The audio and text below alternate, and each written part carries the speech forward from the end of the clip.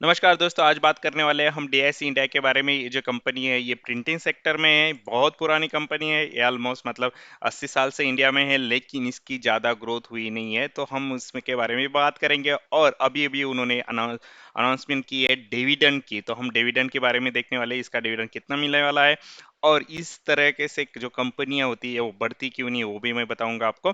तो अभी देख लेते हैं कि मतलब क्या है दोस्तों। इस बात पे बहुत गौर कीजिए कि हर कोई बोलता है कि अगर तुम शेयर मार्केट में लंबे समय के पैसा अगर लगाओगे तो आपको कौन सा ना कौन सा शेयर बढ़ने वाला है। लेकिन अगर मैं तुमको दिखा देता हूँ कि यह मैक्स भी देखा जाए तो ये बहुत सालों से कंपनी होकर भी इस कंपनी में ज्यादा ऐसी कुछ ग्रोथ दिखने को नहीं मिली।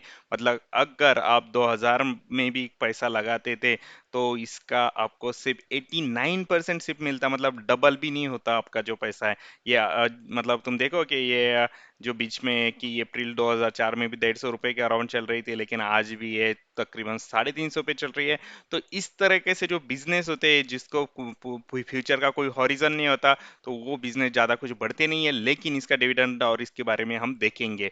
ओके, तो ये जो कंपनी है दोस्तों, ये कंपनी काम करती है प्रिंटिंग में। जो इंक्स लगती है प्रिंटर में, डिफरेंट डिफरेंट प्रिंटर्स होते हैं, लेजर प्रिंटर्स होते हैं, ये सब इंजेक्ट प्रिंटर होते हैं। उनकी जो इंक्स होती है ये इनका मेन बिजनेस है उसका प्रोडक्शन करने का।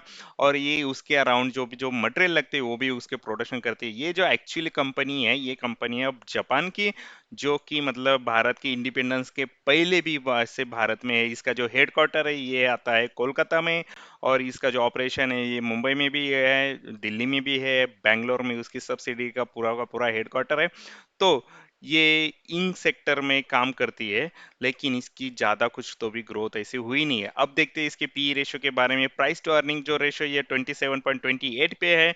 डेप जो है अभी इस कंपनी पे ज्यादा कुछ डेप नहीं है, 5.45 करोड़ का, मतलब 5 करोड़ का डेप्थ है। कुछ ज्यादा नहीं होता है इतना ज्यादा, क्योंकि और इसका मार्केट कैपिटल भी इतना बड़ा नहीं है। ये सिर्फ मतलब 300 करोड़ की मार्केट कैपिटल की कंपनी है। इतनी सालों से होकर भी इस कंपनी का जो मार्केट कैपिटल है छोटा सा है, मतलब इसकी ग्रोथ ज्यादा दिखने को नहीं मिली। लेकिन ये डिविडेंड जो देती है अच्छा खासा डिविडेंड देती है, 1.36% का डिविडेंड देती है। अगर तुम बाकी के कंपनी देखोगे तो इसमें डिविडेंड कम मिलता है। जैसे कि एचयूएल भी देखो, बहुत बड़ी कंपनी है, लेकिन इसका डिविडेंड कम होता है, ये कि उससे ज्यादा देती है, लेकिन इसकी ग्रोथ बहुत कम है। अभी बात करते हैं हम फाइनेंशियल के बारे में, थोड़ा सा उस पर नजर डालते हैं कि ताकि हमको पता चले कि फाइनेंशियल कैसे चल रहा है इसका अभी। और 10 ईयर मतलब पिछले 10 सालों से ये कंपनी में कितनी ग्रोथ हुई है और कितने अर्निंग पर शेयर हुए, प्रॉफिट हुआ है, वो भी हम देख लेते हैं। अगर तुमको देखना है तो 5 ईयर्स में इसका जो मार्केट शेयर से रेवेन्यू भी डाउन हो गया, मार्केट शेयर भी डाउन हो गया। तो ये थोड़ी सी रेड अलर्ट्स होती है ऐसी कंपनी में। अगर आपको देखना है तो आप देख सकते हो।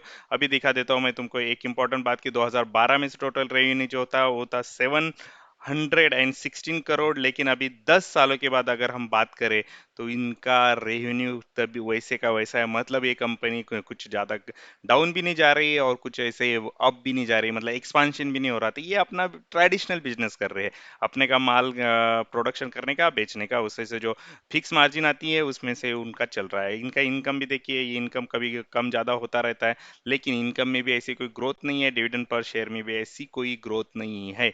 और इनका जो पे आउट रेशियो, तो पे आउट रेशियो होता है कि मतलब कंपनी कितना कमा रही है उसमें से कितना डिविडेंड दे रही है। तो ये 17%, ये 0 पॉइंट में होता है तो इसको परसेंट में कन्वर्ट करिए तो ये 17% के अराउंड ये डिविडेंड देती है। मतलब डिविडेंड पर शेयर अगर 4 रुपए है तो 17% ऑफ दैट ये ये डिविडेंड दे रही है। तो बहुत कम डिविडेंड आएगा। मैं उसको आपको दिखा देता हूँ। अभी तो बैलेंस शीट देखना है तो आप देख सकते हो, लेकिन हमको देखना है इसके अभी जो आने वाले डिविडेंड के बारे में अभी, और उसकी रिकॉर्ड डेट क्या है उसके बारे में हम बहुत ही ज़्यादा इंटरेस्टेड है यहाँ पे। तो डीएसई इंडिया के बारे में आपको पता चला है, जापानीज कंपनी है, प्रिंटर में काम करती है, लेकिन इतने सालों से होकर भी आपका पैसा इसमें नहीं बढ़ता। अगर आपने 2000 में भी लगाया, इससे अच्छा तो आप एफडी में डालते या फिर सेविंग बैंक में रख देते। लेकिन ऐसे कंपनी से आपको बच के रहना चाहिए, तो और किसी की बातों में नहीं आना चाहिए। तो डिविडेंड के बारे में बात करते थे, ये 2 बार डिविडेंड देने वाली एक ही दिन में। और इसका जो डिविडेंड मिलने वाला है ये 14 मार्च के पहले अगर आपके पास शेयर्स है तो उसको आपको डिविडेंड मिलेगा। ये जो है फाइनल डिविडेंड है, और दूसरा स्पेशल है। मतलब कंपनी कभी कभी पैसा अच्छा होने के कारण स्पेशल डिविडेंड जारी करती है, तो वो डिविडेंड मिलेगा 2 रुपीज और ये मिलेगा ऑलमोस्ट 3 रुपीज। दोनों को मिलाकर अगर 5 रुपीज अगर करे तो, और ये जो जो शेयर से ऑलमोस्ट ये 300 के अराउंड चल रहा है, तो इसका मतलब 1. क्या 1% से ऊपर इसका डिविडेंड आ रहा है। अगर पास डिविडेंड की बात किया जाए तो ये कंपनी इस तरह से डिविडेंड आपको दे रही है हर साल, तो ये डिविडेंड तो दे रही है लेकिन इसकी ज़्यादा कुछ ग्रोथ नहीं है। तो अगर आपको इन्वेस्ट करना हो तो आप कर सकते हो, लेकिन इस ऐसे कंपनी से मैं ज़्यादा करके दूर रहता हूँ, क्योंकि इसका कोई फ्यूचर का हॉरिजन नहीं होता, फ्यूचर का कोई बिजनेस का नहीं होता। ये ऐसे ट्रेडिशनल टाइप के बिजनेस होते हैं जो चलते रहते हैं और वो स्टेबल बिजनेस होते हैं, लेकिन जिस जब उन मार्केट बस्ट हो जाता है, न्यू जनरेशन के ईरा आता है, तब जाके ये कभी कभी खत्म हो जाते हैं।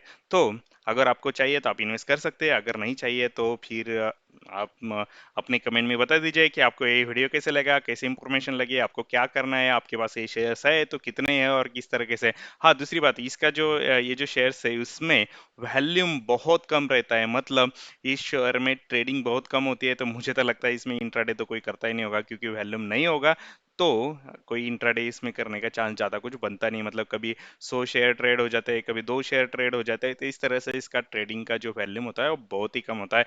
तो गाइड्स, दोस्तों, प्लीज करके मेरे सब चैनल को सब्सक्राइब कीजिए और मुझे बताते रहिए कि आपको कि ये वीडियो कैसे लगा, और ज़्यादा से ज़्यादा लोगों को तक शेयर करते लीजिए। Thank you for watching guys and happy investing.